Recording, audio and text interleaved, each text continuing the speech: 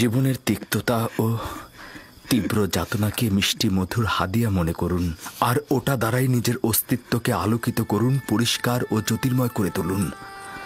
এমন যেন না হয় তীব্র যাতনা আপনার রুহুকে কালো ও দূষিতময় করে তোলে, আর এমনও যেন কখনো না হয় যে দুনিয়ার কষ্টগুলো আপনার দৃষ্টিকে কবরের ন্যায় সংকীর্ণ ও অন্ধকারাচ্ছন্ন করে ফেলে।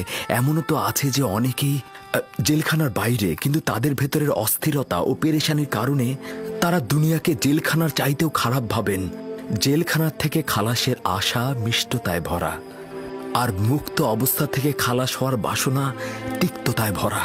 বাইরের দুনিয়ার আশাগুলো এমনই, আশার পেছনে যত ছুটবে তত তোমাদের থেকে তা পালিয়ে যাবে, আর যদি দৌড়ে ছুঁড়ে ফেলো দেখবে তোমাদের দিকে ছুটে আসবে।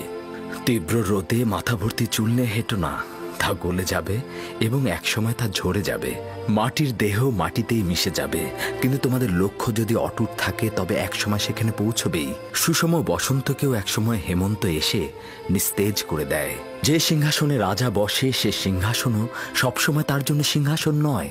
তার অতি প্রিয় সিংহাসনটি একসময় তার চরিত্র বদলে তাকে কফিন হয়ে বহন করবে। তাহলে কি এটা বলা যায় না যে এই সংকীর্ণতা ও অন্ধকারে তোমাদের আনন্দময় ও আলোকিত মানুষ করে তুলতে পারে, যদি তোমরা তোমাদের ভুলটা বুঝতে পারো? দিলে কত আনন্দ! তোমার দিলে সব সময় এত আনন্দ কোত্থেকে আসে? কোত্থেকে আনন্দ পাও তুমি?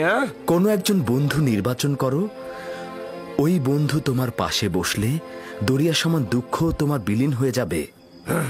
তুমি পাগল হয়ে গেছো। এই জেলখানা আর কারাগারের মধ্যে শুধুমাত্র মৃত্যুটা বাকি।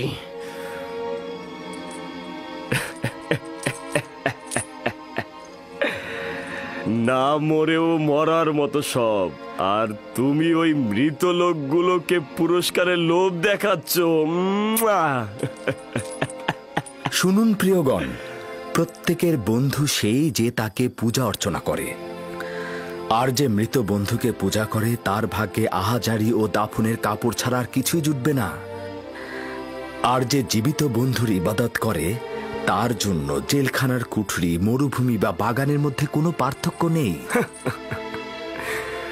ইউজারসিফ, তোমাকে একটা সওয়াল করতে পারবো? কোন বন্ধুর কাছ থেকে এত আনন্দ ফুর্তি পেলে? সেই বন্ধু যে আমাকে কখনো ভোলে না, সবসময় আমার কিনারায় হাজির থাকে এবং আমার সকল হাল হাকিকাতে পরামর্শদাতা তিনি। ইউজারসিফ কখনোই মৃত পাথর বা কাঠের ইবাদত করে না।